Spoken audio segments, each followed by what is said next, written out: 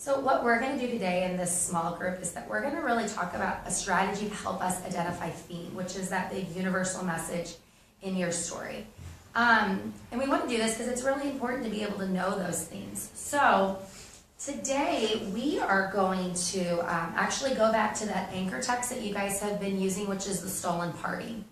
And as we go through and look at the stolen party again, we're going to look through with a certain lens, and what we're really going to be thinking about is how the actions of one character really affects the other characters in our story. So like specifically, we're going to think about how does this character respond, and then what can we learn from their responses. So we're really going to focus on the end of the stolen party, and specifically it's after the party and Rosera is getting ready to leave. And she's already seen the two other children get a gift when they left. I believe the girl got a bracelet and the boy got the yo-yo. So she's walking up, ready to leave, expecting to get a gift. But actually what happens when she gets up to the getting ready to leave, she sees Senor Innes, who is the one who's handing out all those gifts. And actually her action is that she doesn't actually give Rosera a gift. Instead, she gives her 2 bills.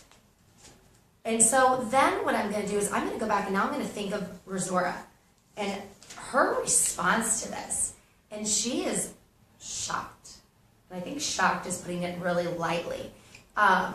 What she actually is like, she becomes like very stiff. She has this physical reaction. She leans in closer to her mom. And then she makes this kind of like cold glare that's really fixed on Senor Innes. So what I can gather as a reader right now is like, this was totally not something that Rosera was thinking about. And so when I go back to like original question is, I see how she responds, but what can I learn from her response?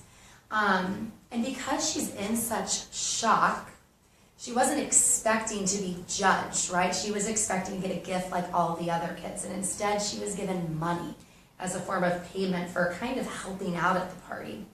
And so all of these things can really bring me to this big lesson. And that big lesson is that rash judgments can lead to negative consequences. And that's really open. And that's okay, because I could talk about how it leads to a really negative consequence for Rosera and how she perceives the world.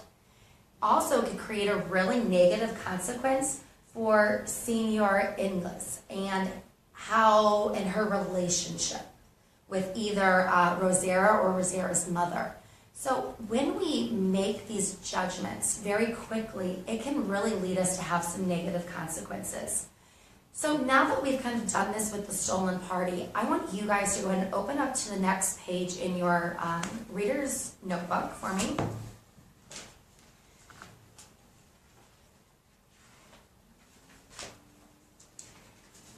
And what I'd like for you to do is I'd like you to try to do this work with your story.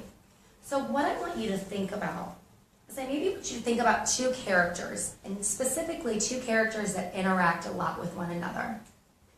Go ahead and just kind of give me a quick nod. Do you have those 2 characters, Kimora and Kelly? Okay. So what I want you to now do is I want you to think specifically about their actions and their responses. And I want you to try to write this down in your book. So you may actually make it look just like mine. And I want to see if you can get that action and that response to start getting you to a big lesson learned. So independently start to do that work, and I'm going to kind of coach into you as you start to do that.